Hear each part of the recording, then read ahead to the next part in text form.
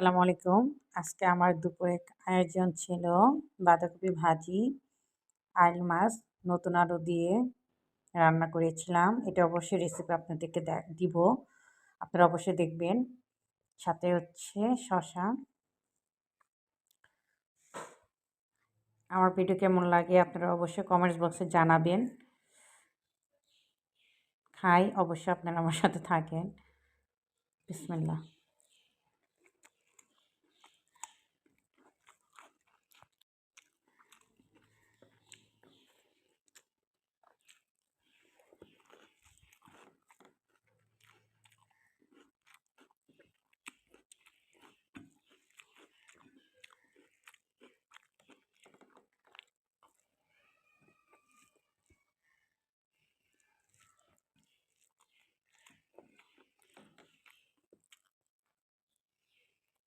এই যে সাথে একটু মরিচ বাটাও নিয়েছি।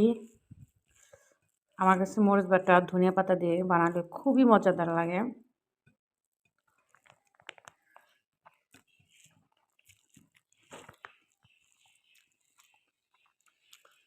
অবশ্যই আমার রান্না কেমন লাগে আপনারা ভিডিওয়ে কমেন্টস বক্সে আমাকে জানাবেন।